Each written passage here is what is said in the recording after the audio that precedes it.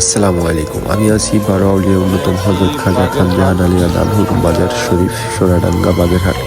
খানজাহান আলীর মাজার বাংলাদেশের খুলনা বিভাগের বাগেরহাট জেলায় অবস্থিত।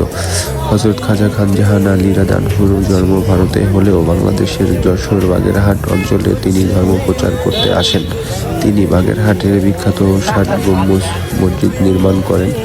তো মাজারের সামনেই বিরাট বড় দিঘি, সেখানেই কুমির থাকে, বাট আমার চোখে আজকে কোনো কুমির বাজে নাই।